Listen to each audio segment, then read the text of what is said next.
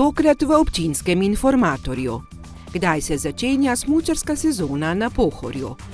V Dupleku bodo imeli drsališče, z Božičkom pa se tudi že dogovarjajo za obisk. Makoljski loden, prostor za druženje in obisk turistov. Participativni proračun v Lovrencu na Pohorju prinesel mnogo dobrih projektov. Kulturna dvorana v Pernici bo zaživela v novi podobi. Ptujski svetniki potrdili skoraj 45 milijonov evrov visok proračun. Lepo pozdravljeni. Preverili smo, kdaj se začenja smučarska sezona na Pohorju. Vodja smučišča nam je zaupal, da trenutni vremenski pogoji jim gredo na roko. Priprave so že v zaključni fazi in že v decembru bo po vsej verjetnosti mogoče smučati po pohorskih strminah. Na Pohorju imajo 42 km smučarskih prog. Letos so tik pred začetkom zime izvedli tudi posek dreves, da bodo lahko pripravili teren za nadomestno progo za tekmovanje za Zlato lisico. Mi smo z zasneževanjem praktično začeli že takoj po 1. novembru z snežno tovarno, kjer pač lahko izdelujemo sneg tudi pri pozitivnih temperaturah. Vreme zaenkrat nam gre kar na roko, temperature se vztrajno in konstantno padajo. Medtem je tudi že na Arehu prvi sneg pobelil vrhove, tako da mi smo načeloma pripravljeni tudi za resnejše zasneževanje. Po nekih napovedih pričakujemo, da bomo to za ta vikend že začeli. Smučarji se bodo, kot kaže, lahko že sredi decembra spustili po progah na Pohorju. Vreme jim je trenutno naklonjeno. Otvoritev sezone na nek način načrtujemo v tistem vikendu 11.12. december. Glede na to, kako se pa vreme razvija, pa jaz upam, da bomo lahko smučišče odprli tudi kakšen teden prej. Bistvenih novosti na Pohorju letos po lanski korona sezoni ne bo. So pa začeli s pripravo alternativne proge za Zlato lisico. Začeli smo z pripravo alternativne proge za Zlato lisico v zgornjem delu. Če bi recimo tako kot je v lanskem letu bila situacija, bi lahko do trikotne jase čudovito izpeljali tekmo, ampak konfiguracija terena tam nam to ni omogočala. Zato smo v letošnjem letu že začeli z deli priprave zgornjega dela proge, kjer smo tudi izvedli en posek, približno polovico hektara gozda. S tem smo pa toliko pridobili boljšo konfiguracijo, da bi imeli lahko od druge sezone naprej tudi pripravljeno rezervno progo v višjem ležečem delu. Letos ta še ne bo uporabna, saj jih je pri pripravi prehitela zima. Sicer pa tudi v letošnjem letu uporabljajo tovarno snega. Kako ta pravzaprav deluje? Tovarna snega, ta, ki tu za nami deluje, je praktično en velik ledomat, v katerem se ustvarja led, katerega pač potem preko enega sistema cevi spravljamo ven na teren. Na sezono so pripravljene tudi žičnice. Tako je, žičniške naprave so vse pripravljene za obratovanje. Fantje so naredili pač delo, ki ga vsako leto potrebno opraviti. Med drugim je bil večji posek je bil na sedežnici Poštela, kjer je bilo treba narediti praktično cel remont naprave. Tako da ja, žičnice so v glavnem pripravljene. Imajo dovolj opreme, da zasnežijo Pohorje do te mere, da je smuka omogočena? Ja, imamo 100 snežnih topov, z njimi lahko zasnežimo dovolj snega, praktično tudi brez naravnih padavin. Lahko zagotovimo kakovostno smuko na Arehu, na Piskru in pa vse tu dol do snežnega stadiona, do ciljne arene.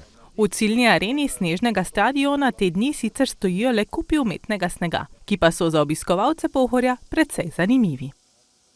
V občini Duplek so se odločili, da bodo v prazničnem veselem decembru pripravili drsališče. Zagotovo je, da bodo sprejeli tudi Božička, saj si z njim že dopisujejo. Priprave za druge decembrske dogodke še tečejo. Upajo, da jih bodo lahko pripravili in tako po upoštevanju vseh preventivnih ukrepov zaradi epidemije koronavirusa razveselili otroke in družine. V Dupleku so se odločili, da bodo pripravili drsališče, s katerim sicer decembra razveselijo otroke, mladostnike in družine. Nekako smo se vendarle odločili, da drsališče, ki je pač nekako vedno obarvalo to praznično dogajanje, tudi letos bo, letos na lokaciji ob športni dvorani, se pravi bliže šoli. Tako da v bistvu je bilo potrebno se odločiti danes, da se nekako vse pripravi do tistega začetka decembrskega dogajanja. Vsekakor bodo spremljali epidemiološko stanje in se po potrebi prilagodili. Mi bomo pripravili, jaz verjamem, da bo se slika izboljševala, ne poslabševala in da bo tudi to omogočeno normalno, zaenkrat po takšnih ukrepih, kot je zdaj, je to delovanje možno in mi verjamemo, da bo tudi varno za vse udeležence in da bomo vendarle nekoliko polepšali tiste praznične dni našim najmlajšim, predvsem našim najmlajšim, ni pa seveda ne prepovedano tudi starejšim iti na let, ne. Vemo, da včasih gremo tudi dvakrat. Kako bo z drugimi prireditvami, se bodo še odločili.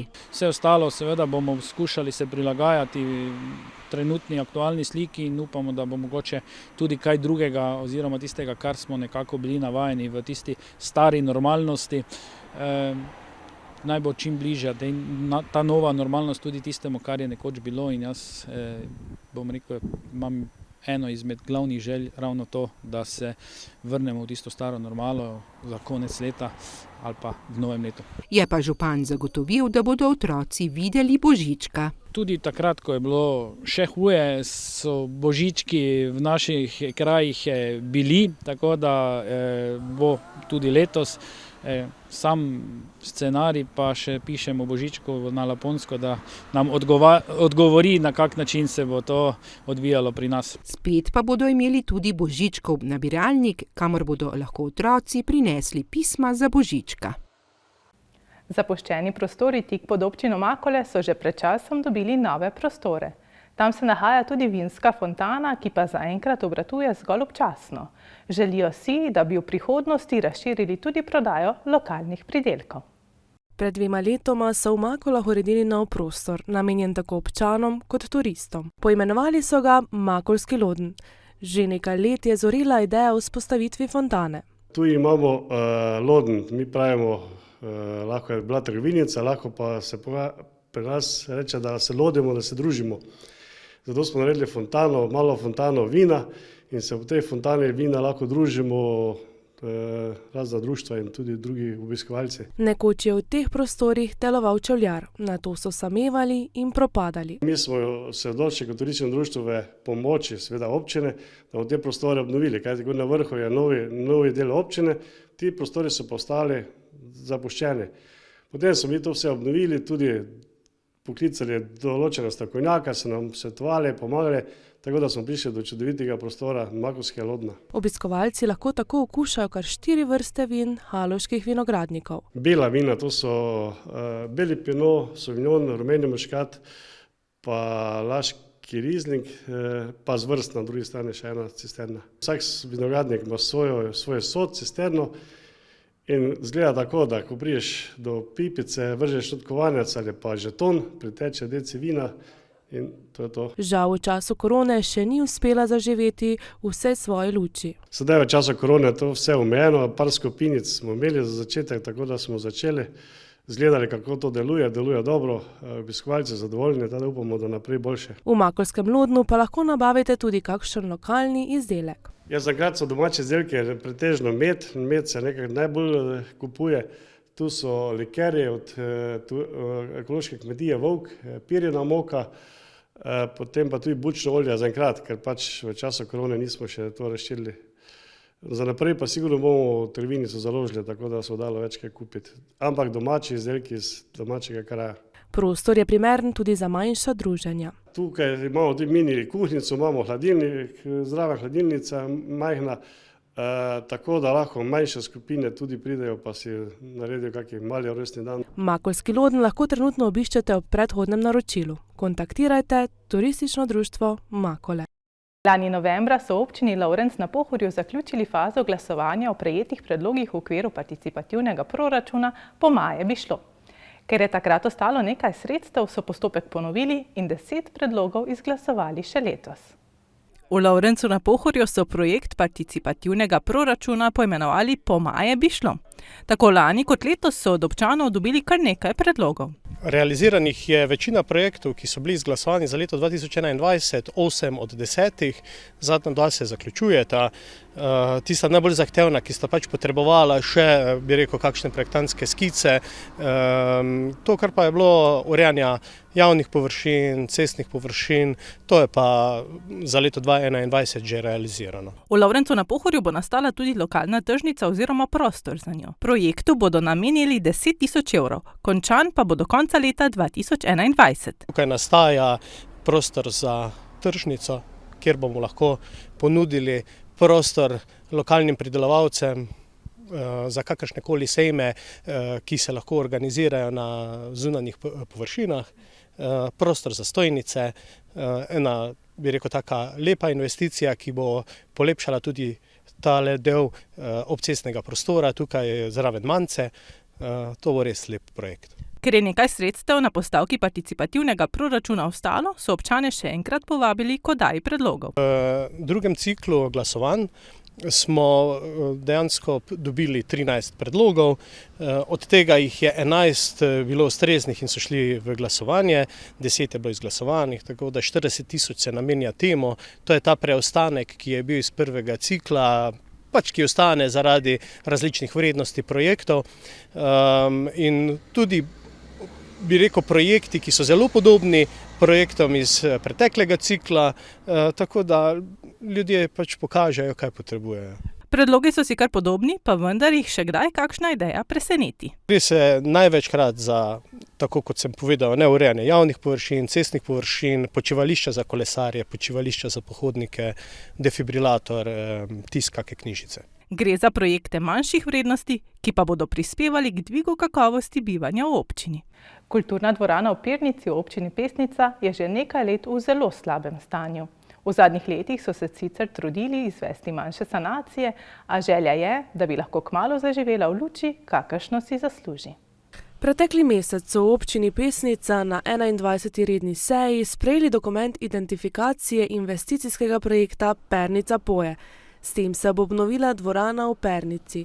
Na občini si želijo, da bi jim to uspelo čim prej. V ta namen smo pridobili že tudi evropska sredstva.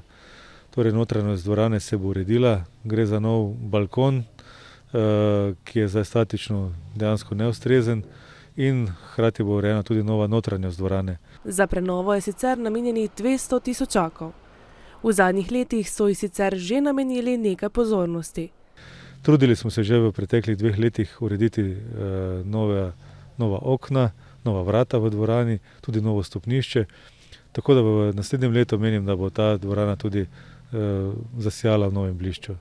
Zavedajo se, da so takšni objekti za občino velikega pomena. S prenovljenim prostorom in izboljšano audio-video tehniko bodo lahko izvajali kvaliteten kulturni program. Se pa v naši občini uporablja tudi še za kaj drugega kot samo za kulturo. Gre za tako imenovane večnamenske objekte, in v katerih se lahko tudi vadi, tudi starejši imajo vadbo, tudi mlajši, in menim, da tudi iz tega vidika gre za projekte, ki so medgeneracijsko naravnani. Projekt bodo sicer skupaj s Kulturnim društvom Pernica, samostojnim podjetnikom Primožem Krambergerjem ter podružnično šolo in vrtcem Pernica prijavili tudi na 4. javni poziv za izbor operacij za uresničevanje s ciljev strategije lokalnega razvoja in pridobitev sofinancerskih sredstev iz Evropskega sklada za regionalni razvoj. Ta teden so na redni seji ptujski mestni svetniki po drugi obravnavi dokončno potrdili proračun za leto 2022. Ta je visok 44,7 milijona evrov, več pa v prispevku.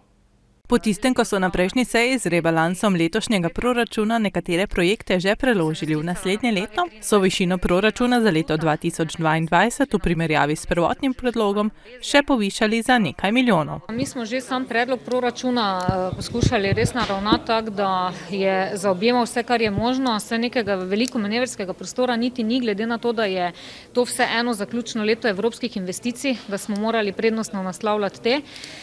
Potem smo seveda prenašali vse nerealizirane, ki smo jih ljudem obljubili in tudi dosegli v prejšnjem letu široko soglasje. Zaradi trenutne situacije jih skrbi tudi, kako bo koronavirus vplival na časovnico projektov. Seveda pomisleki svetnikov o sami realizaciji bodoči skrbijo tudi mene. Konec koncev vse napovedi so črnoglede, cene bodo šle v nebo. Tako storitev kot tudi blaga. Seveda je tudi še en problem, da vsi bomo delali zdaj te investicije.